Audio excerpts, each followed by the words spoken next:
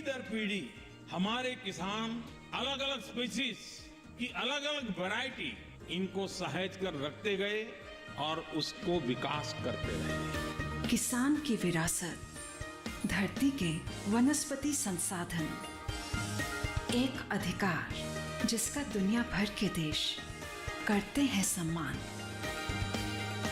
आज भारत उन अधिकारों को दे रहा है नए मुकाम, ताकि और बढ़े किसानों की वंशागत किस्मों की पहचान का अभियान।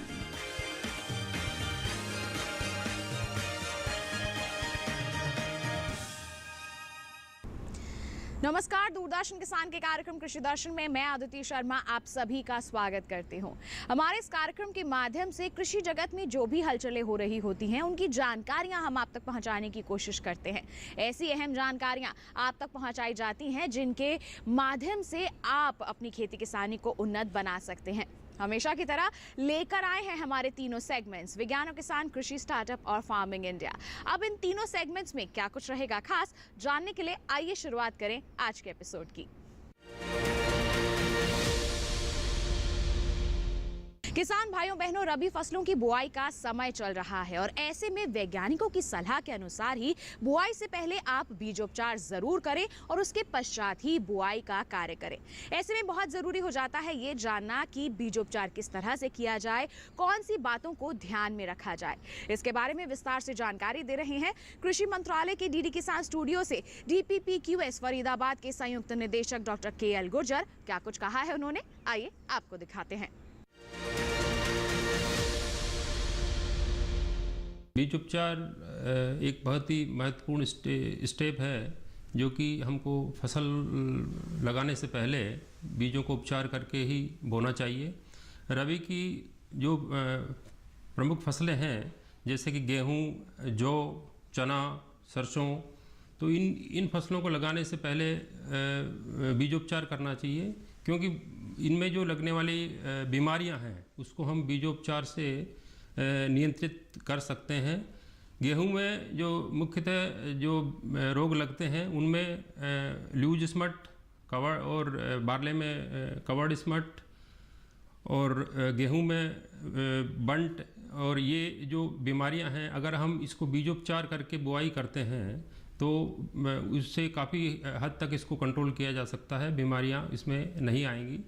तो बीजोपचार के लिए जो रासायनिक बीजोपचार है और इसके अलावा जैविक बीजोपचार है, जो जैविक कवकनाशी और रासायनिक कवकनाशी है उससे हम बीजोपचार कर सकते हैं। जैसे कि रासायनिक जो बीजोपचार है गेहूं में अगर हम बात करते हैं तो कार्बनडाजिम के अलावा जो है कार्बोक्सिन है 75% WP, उससे हम इसको बीजोपचार कर सकते हैं 2 से 2.5 ग्राम पर kg सीड के हिसाब से। उसके अलावा जो फ्लैग स्मट है, बंट है, उसको भी कंट्रोल करने के लिए कार्बोक्सिन 75% WP का 200 ग्राम पर kg सीड के हिसाब से बीजोपचार कर सकते हैं। इसके अलावा डाइफेनेकोनाजोल 3% WS है, उसका भी हम इसका लूज स्मट के लिए गेहूं में बीजोपचार कर सकते हैं। टेबुकोनाजोल 2% DS है, उसको भी हम कर सकते हैं फ्लैग स्मट और लूज स्मट के लिए। इसके अलावा जो है इसका कॉम्बिनेशन भी है कार्बोक्सिन प्लस थायराम का, उसको कार्बोक्सिन 25% और थायराम 70.5% FF जो है उसको हम 25 से 30 ग्राम पर हेक्टर के हिसाब से जो भी बीज लगता है उस डोज के हिसाब से इसको बीजोपचार करके और हम उसको बुआई कर सकते हैं। तो गेहूं में ये जो मुख्य रोग हैं हम उन्हें बीजोपचार के द्वारा आसानी से नियंत्रित कर सकते हैं गेहूं में और जौ में। इसके अलावा हम रासायनिक बीजोपचार के अलावा अगर हम जैविक बायोपेस्टिसाइड जिससे जैविक कवकनाशी हैं उनसे भी बीजोपचार कर सकते हैं। उसके लिए आपको सुडोमोनास फ्लोरोसेंस है और ट्राइकोडर्मा विरिडी है, ट्राइकोडर्मा हर्जेनम है, इनसे भी आप बीजोपचार करके और 5 ग्राम पर kg सीड के हिसाब से आप बीजोपचार कर सकते हैं। राष्ट्रीय खाद्य सुरक्षा मिशन के संदर्भ में और साथ ही साथ गेहूं में किए जाने वाले समसामयिक कार्यों के बारे में क्या कुछ कह रहे हैं कृषि मंत्रालय के फसल विभाग के उप आयुक्त डॉक्टर सुधीर सिंह भदौरिया। आइए आपको दिखाते हैं कृषि मंत्रालय के डीडी किसान स्टूडियो से उन्होंने क्या कुछ कहा है।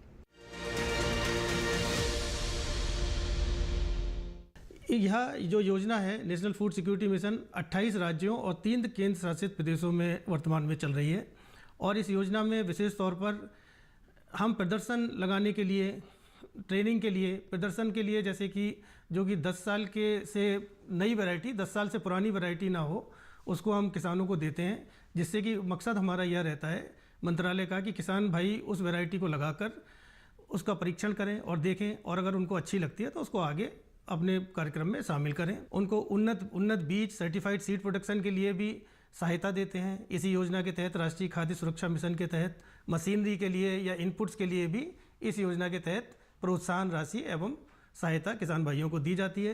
किसान भाई इसकी अधिक जानकारी के लिए मंत्रालय की वेबसाइट पर भी जानकारी प्राप्त कर सकते हैं और साथ ही जो उनके ज़िले का कृषि विभाग है वहाँ से जाकर भी राष्ट्रीय खाद्य सुरक्षा मिशन के बारे में अगर वो पूछेंगे तो उनको पूरी जानकारी वहाँ से प्राप्त हो जाएगी। इस योजना में हम ज़्यादातर गेहूँ, धान, दलहन, तिलहन और कॉमर्शियल क्रॉप्स के बारे में मतलब कार्य कर रहे हैं। किसान भाइयों, आपको और भी लगन के साथ, मेहनत के साथ खेती करना है, जिससे कि मंत्रालय अपना लक्ष्य हासिल कर सके और देश अपनी प्रगति में अधिक उत्पादन गेहूं का कर सके।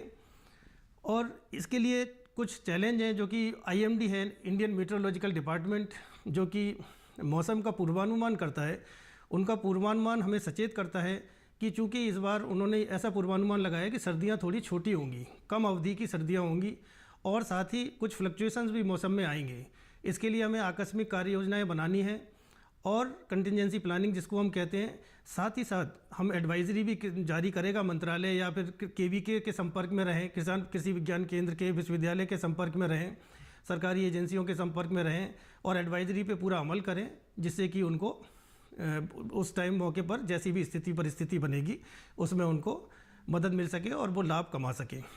किसान भाइयों बहनों, अब कार्यक्रम में वक्त हो चला है हमारे सेगमेंट विज्ञान और किसान पर नजर डालने का।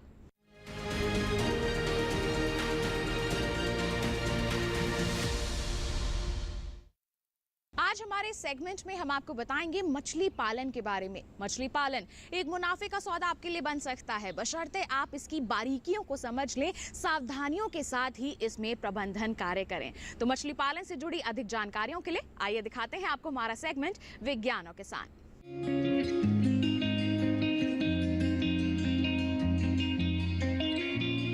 मछली पालने के लिए ऐसे तालाब की जरूरत होती है जिसमें कम से कम 6 महीने पानी उपलब्ध रहे और गर्मी के दिनों में भी कम से कम 5 फीट पानी भरा रहता हो। अगर ऐसा तालाब नहीं है तो अगल बगल से पानी की व्यवस्था करनी होगी। आप चाहें तो नया तालाब खुदवा सकते हैं। नए तालाब के लिए निचली जगह का चुनाव करें, ऐसी जगह जहां पानी ज्यादा समय तक रुकता हो। दोमट मिट्टी ज्यादा समय तक पानी रोकने वाली होती है। वैसे तो छोटे तालाब में मछली पल जाती है, लेकिन अगर कम से कम आधे एकड़ का तालाब होगा तो मछलियों की बढ़वार अच्छी होगी। तालाब आयताकार हो और चौड़ाई के मुकाबले लंबाई 3 गुना होनी चाहिए। तालाब की तलहटी में पेड़ की जड़ या पत्थर को ना छोड़ें, आगे चलकर ये मछली पकड़ने में रुकावट बनेंगे। अगर तालाब में पानी भरने के लिए नदी, नाला या नलकूप हैं, तो 5 से 6 फीट की गहराई काफी है, वरना ये 10 से 11 फीट रखनी होगी। मछली का बीज छोड़ने से 8 से 10 दिन पहले तालाब में गोबर और चूना डालना है। इससे मछलियों के लिए प्राकृतिक भोजन तैयार हो जाएगा। 1 हेक्टेयर के लिए 40 क्विंटल सड़े गोबर की जरूरत होती है। इसे एक साथ नहीं बल्कि हर माह थोड़ा थोड़ा करके डालते रहना है। शुरू में 8 क्विंटल, इसके बाद हर माह 4-4 क्विंटल। तालाब में चूना डालना बहुत जरूरी है, खास तौर से ऐसी जगहों पर जहां की मिट्टी अम्लीय है। महीन पाउडर चूना तब देना है जब तालाब सूख गया हो और सभी बेकार मछलियों को उससे निकाल लिया गया हो। तालाब में रासायनिक खाद भी देना जरूरी है। इसके लिए 80 kilo DAP, 50 kilo muriate of potash प्रति एकड़ की दर से डालें। इसे भी एक बार में नहीं देना है, बल्कि हर माह थोड़ा थोड़ा करके देते रहना है। अगर आपके तालाब में सड़े गले पत्ते या इसी तरह की दूसरी चीजें आती हैं, तो फिर गोबर की मात्रा कम की जा सकती है। अब सवाल उठता है कि तालाब में किस तरह की मछलियां पालनी हैं। वैज्ञानिक खोज के बाद ये बात सामने आई है कि अगर 6 किस्मों की मछलियां एक साथ पाली जाएं, तो पैदावार ज्यादा होती है। इन 6 किस्मों में शामिल हैं कतला, मृगल, रोहू, सिल्वर कॉप, ग्रास कॉप और कॉमन कॉप। इन किस्मों को पालने से सभी तरह के भोजन का सही से उपयोग हो जाता है। वैसे भी इन मछलियों की आपस में दोस्ती होती है और बड़ी मछलियां छोटे बच्चों को नहीं खाती। तालाब में जगह सीमित होती है, इसलिए बहुत ज्यादा मछलियों का बीज डालने का कोई फायदा नहीं है। अगर बीज बड़े आकार का यानी 3 इंच लंबा है, तो 1 एकड़ में 4000 बीजों की जरूरत होगी और अगर लंबाई 1 इंच है तो 10,000 बीज डालने होंगे। अच्छी बढ़त के लिए गोबर की खाद के अलावा पूरक आहार भी देना होता है। इसके लिए सरसों की खली और धान का कूड़ा समान मात्रा में मिलाकर सुबह शाम डालते रहें। बीज डालने के बाद हर महीने जाल डालकर मछली की बढ़वार को देखते रहें। अगर किसी तरह की बीमारी, दाग या घाव नजर आए तो विशेषज्ञ की सलाह जरूर लें। सुबह सूरज निकलने से पहले अगर मछली पानी के बाहर कूदें या हवा में मुंह खोलकर सांस लेने की कोशिश करें, तो समझ लें कि पानी में ऑक्सीजन की कमी है। पानी को बांस से पीटें, कुछ चूना पाउडर डाल दें या फव्वारा की तरह पानी को फेंकें। इससे पानी के ऑक्सीजन स्तर में सुधार आ जाएगा। पानी का रंग गहरा हरा होने पर पूरक आहार और खाद देना बंद कर दें। हरा रंग हल्का पड़ जाए तो पूरक आहार फिर से शुरू कर दें। अगर मछली पानी की सतह पर समूह बनाकर घूमे, तो समझ लें कि वो भोजन तलाश रही है। ऐसे में पूरक आहार बढ़ा दें। अगर मछली अकेले घूम रही है, तो इसका मतलब है कि वो बीमार है। तालाब से सभी मछलियों को एक साथ नहीं निकालना है, बल्कि थोड़ी थोड़ी करके पकड़ना है। इससे उत्पादन ज्यादा होगा। इस तरह 1 एकड़ तालाब से साल भर में 15 क्विंटल मछलियों का उत्पादन आसानी से किया जा सकता है।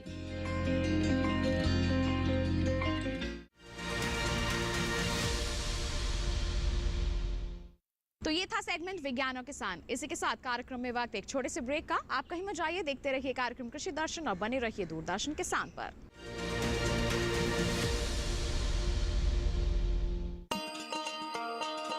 किसान भाइयों, गांठ बांध लो, गांठ बांध लो। बात बहुत है काम की, समृद्धि के पैगाम की। मिट्टी के मिजाज को समझो, मिट्टी के हर राज को समझो। मिट्टी की तुम जांच कराओ, मुफ्त सॉइल हेल्थ कार्ड ले जाओ। कभी मुनासिब बीज लगाओ, सही किस्म की खाद ले आओ। जितनी जरूरी उतनी डालो, सही मात्रा खुद पहचानो। इसको अपना मंत्र बना लो, मिट्टी की सेहत को जानो। बात बहुत है काम की, कम लागत अधिक वरदान की। किसान भाइयों, गांठ बांध लो। आज ही मिट्टी की जांच कराएं। राज्य सरकार के कृषि अधिकारी से संपर्क करें और मुफ्त में सॉइल हेल्थ कार्ड पाएं। कृषि और किसान कल्याण मंत्रालय द्वारा किसान हित में जारी। ब्रेक के बाद दूरदर्शन किसान के कार्यक्रम कृषि दर्शन में आप सभी का फिर से स्वागत। आइए किसान भाइयों बहनों, दिखाते हैं आपको हमारा अगला सेगमेंट कृषि स्टार्टअप।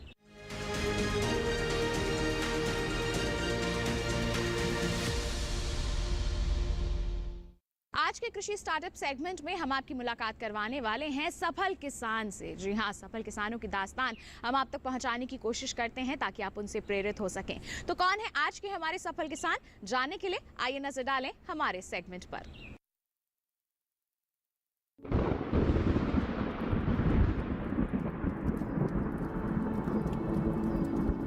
बारिश में मिट्टी से उठी भीनी खुशबू के बीच एक महक आती है, बेहतरीन कुकीज की, जो हर किसी को दूर से अपनी ओर खींच लेती है।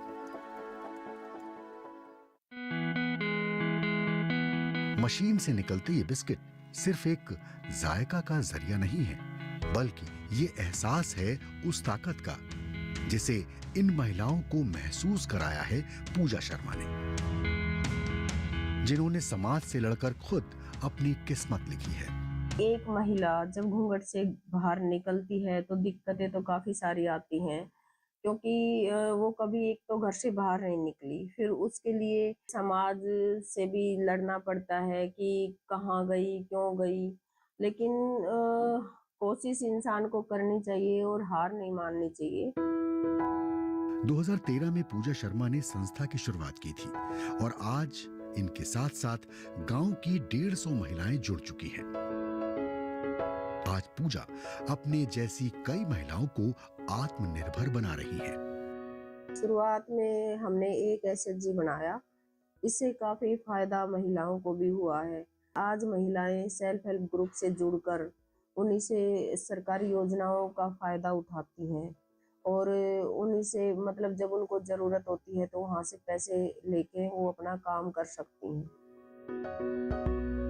पूजा शर्मा को उनके इस काम के लिए नारी शक्ति सम्मान से सम्मानित किया जा चुका है, क्योंकि जो हाथ कभी चूल्हे पर रोटियां सेकते थे, आज वो कई हाथों को काम दे रहे हैं।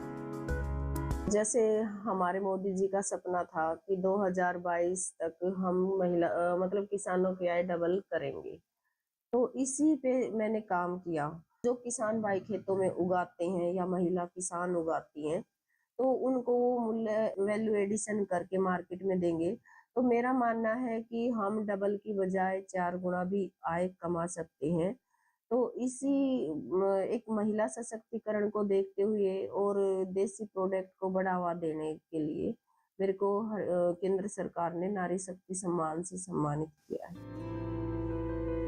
पूजा शर्मा की इस कोशिश को गांव की महिलाएं सलाम करती हैं और साथ ही हम भी पूजा जी के इस जज्बे को सलाम करते हैं और आशा करते हैं कि इसी तरह ये दिन दुगनी और रात चौगुनी तरक्की करे।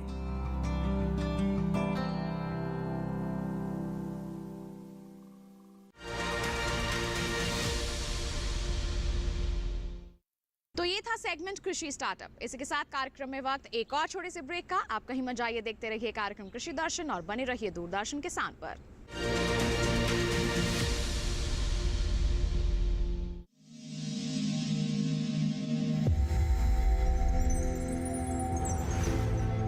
आत्मनिर्भर किसान भारत की शान। उत्पादन में आत्मनिर्भर होने के साथ साथ फसल की कटाई के उपरांत उपज की हानि को रोकने, ग्रामीण क्षेत्रों में रोजगार सृजन करने और बीज से बाजार तक के विजन को मजबूती देने के उद्देश्य से 1 वर्ष पूर्व माननीय प्रधानमंत्री श्री नरेंद्र मोदी जी ने एक महत्वाकांक्षी केंद्रीय योजना एग्रीकल्चर इंफ्रास्ट्रक्चर फंड की शुरुआत की। इस आधुनिक इंफ्रास्ट्रक्चर से कृषि आधारित उद्योग लगाने में एक बहुत बड़ा बदलाव आएगा और बहुत बड़ी गति आएगी।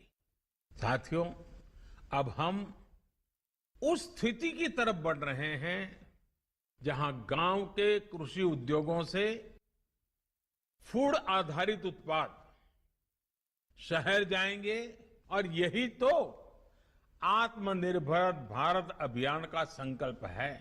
एग्रीकल्चर इंफ्रास्ट्रक्चर फंड से पात्र लाभार्थी गोदामों का निर्माण कर सकते हैं, छटाई या ग्रेडिंग इकाई, पैकिंग हाउस, सप्लाई चेन और कोल्ड चेन जैसी सुविधाएं या फिर प्राथमिक कृषि प्रसंस्करण केंद्र की स्थापना कर सकते हैं।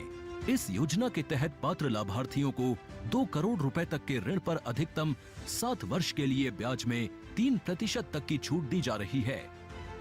ऋण पुनर्भुगतान के लिए 6 महीने से 2 वर्ष तक मोरेटोरियम की सुविधा भी उपलब्ध है।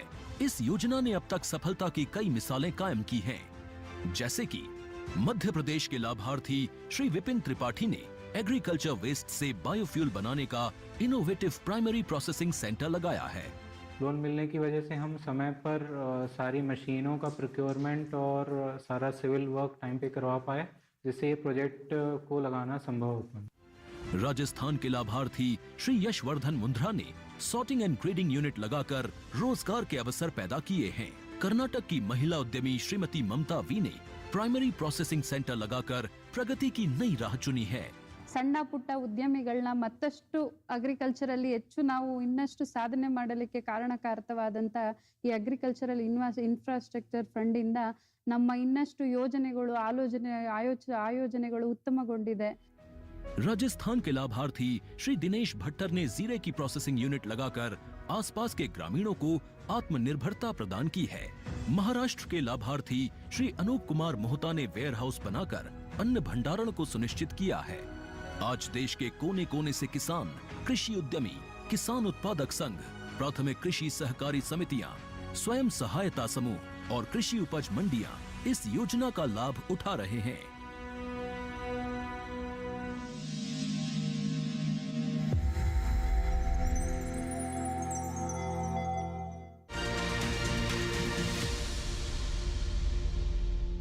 ब्रेक के बाद दूरदर्शन किसान के कार्यक्रम कृषि दर्शन में आप सभी का फिर से स्वागत।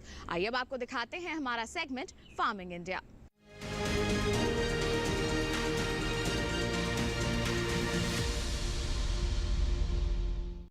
आज के हमारे सेगमेंट में हम आपको बताएंगे केसीसी यानी कि किसान क्रेडिट कार्ड के बारे में। एक छोटा सा कार्ड जो हमारे किसानों के लिए बहुत ही ज़्यादा आर्थिक मदद लेकर आता है। जी हाँ, अगर आपको कृषि कार्यों के लिए कोई ऋण की सुविधा चाहिए तो इस कार्ड के माध्यम से आसानी से आप इस सेवा का लाभ उठा सकते हैं। तो किस तरह से आप बनवा सकते हैं अपना केसीसी, आइए आपको बताते हैं पूरी प्रक्रिया।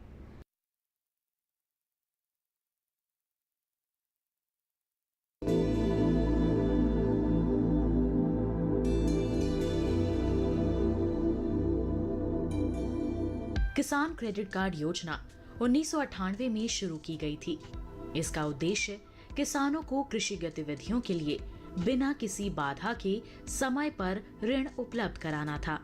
भारत सरकार किसान क्रेडिट कार्ड के तहत किसानों को ब्याज पर 2% की आर्थिक सहायता देती है और समय पर ऋण चुकाने वाले किसानों को 3% की प्रोत्साहन छूट देती है। इस तरह केसीसी पर सालाना ब्याज दर 4% आता है। सभी योग्य किसानों को उनके कृषि कार्यों के लिए आसानी से और समय पर कृषि ऋण प्रदान किए जाएं, ये सुनिश्चित करने के लिए सरकार ने किसान क्रेडिट कार्ड योजना शुरू की। इसका उद्देश्य किसानों को कृषि के लिए उत्पादक सामग्रियों जैसे बीज, उर्वरक और कीटनाशक आदि खरीदने के लिए सक्षम बनाना है। सरकार ने किसानों के हित में बड़े कदम उठाते हुए 2019 में केसीसी में ब्याज दर में आर्थिक सहायता का प्रावधान शामिल करते हुए इसका लाभ डेयरी उद्योग समेत पशुपालकों और मछली पालकों को भी देने की व्यवस्था सुनिश्चित की है। किसान क्रेडिट कार्ड के दायरे में किसानों को लाने के लिए फरवरी 2020 से एक विशेष अभियान चलाया जा रहा है। वर्ष 2012 से केसीसी योजना को और सरल बनाया गया है। इसके तहत लाभार्थियों को एटीएम सक्षम डेबिट कार्ड के प्रावधान सहित एक बार में दस्तावेजीकरण की सुविधा, सीमा में निर्माण लागत में वृद्धि और सीमा के भीतर कितनी भी संख्या में निकासी आदि की सुविधाएं दी गई हैं। सार्वजनिक क्षेत्र के बैंकों और नाबार्ड से प्राप्त सूचना के अनुसार इस अभियान के तहत 29 जनवरी 2021 तक देश भर के किसानों को 1.76 लाख करोड़ रुपए की खर्च सीमा के साथ 187.03 लाख केसीसी स्वीकृत किए गए हैं। किसान क्रेडिट कार्ड की वजह से किसान अपनी फसल का बीमा भी करवा सकते हैं, जिस किसी भी कारण से अपनी फसल नष्ट होने पर उनको मुआवजा भी दिया जाता है, जैसे बाढ़ की स्थिति में फसल का डूब के नष्ट हो जाना या सूखा पड़ने पर फसल का जल जाना आदि सुविधाओं में यह किसान क्रेडिट कार्ड बहुत ही ज्यादा काम आता है। इसकी वजह से किसान लाभ उठा सकते हैं। सस्ती ब्याज दर पर लोन उपलब्ध कराने के इस अभियान से न सिर्फ किसानों की आय में बढ़ोतरी होगी, बल्कि इससे ग्रामीण अर्थव्यवस्था को मजबूती मिलेगी और कृषि तथा इससे जुड़े क्षेत्रों में उत्पादन बढ़ेगा। साथ ही हमारे देश के लिए खाद्य सुरक्षा सुनिश्चित करने की दिशा में भी इस मुहिम की विशेष भूमिका होगी। तो ये था सेगमेंट फार्मिंग इंडिया। इसी के साथ किसान भाइयों बहनों, आज के कार्यक्रम में बस इतना ही। उम्मीद करते हैं जितनी भी जानकारियां आज के कार्यक्रम के माध्यम से आप तक पहुंचाई गई हैं, सभी आपके लिए फायदेमंद साबित हुई होंगी। साथ ही आपको बता दें कि आप हमारा ये कार्यक्रम दोबारा देख सकते हैं। टीवी स्क्रीन पर दिखाए जा रहे इस QR कोड को आप स्कैन कीजिए, सीधा पहुंच जाएंगे हमारे YouTube चैनल पर। और इसके अलावा आप हमसे जुड़ भी सकते हैं। क्या करना है आपको, आप हमें ईमेल कीजिए। ईमेल ID है krishidarshan.ddk@gmail.com या फिर आप पत्र लिख सकते करते हैं। पता है हमारा कृषि दर्शन, कमरा नंबर 58, CPC दूरदर्शन, खेलगांव, नई दिल्ली 110049। तो इसी के साथ आज के लिए इतना ही। अगले अंक में हम फिर होंगे हाजिर। तब तक के लिए दीजिए इजाजत, लेकिन आप बने रहिए दूरदर्शन किसान पर। नमस्कार।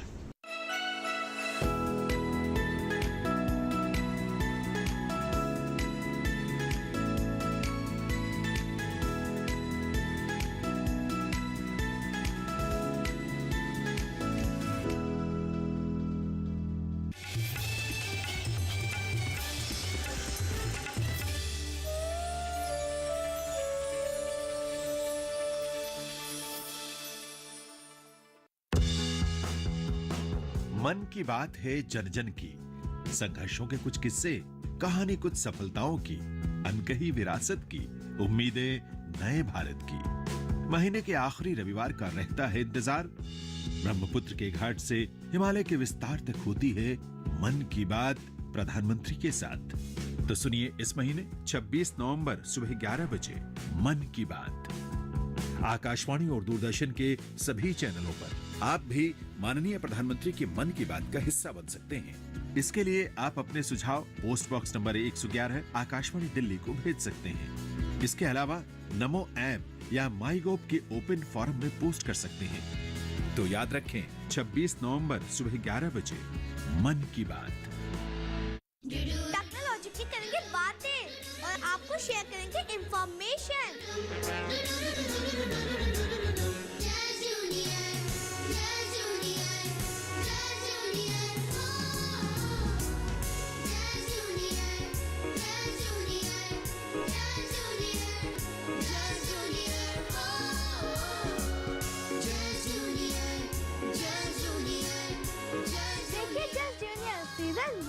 प्रतिदिन शाम 5 बजे सिर्फ डीडी नेशनल पर, देश का पहला चैनल, देश का अपना चैनल। क्रैब फार्मिंग, मुनाफे का सौदा। क्रैब पोषण से भरपूर। चिल्का झील के पास हम लोग आए हुए। 1 किलो तो होगा 2000, ये होगा 1000 रुपया। देखिए इस बार का कृषि विशेष, कमाल का क्रैब उड़ीसा के चिल्का झील से। गुरुवार शाम 7 बजे, अगले दिन पुनः प्रसारण सुबह 7 बजे, सिर्फ दूरदर्शन किसान पर। रानी अबक्का देवी का नाम सुना है तुमने? तिलका मांझी का नाम सुना है? तिलका मांझी तो बख्शी जगबंधु का नाम सुना है? बख्शी जगबंधु तो हमने तो सुना है, लेकिन अगर आप लोगों ने नहीं सुना तो फिकर नॉट। फ्रीडम फाइटर्स की कहानियां दिखाएंगे दूरदर्शन पर हर रविवार सुबह 11 बजे। क्रिश, ट्रिश और बाल्टी boy.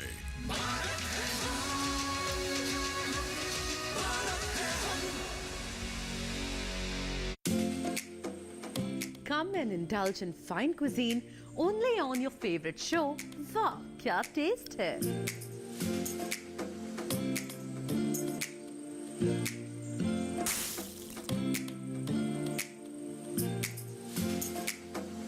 So come, join us and learn how to cook and warm up the hearts of your loved ones only on वाह क्या टेस्ट है on DD National. प्रतिदिन दोपहर 12 बजे सिर्फ डीडी नेशनल पर, देश का पहला चैनल, देश का अपना चैनल।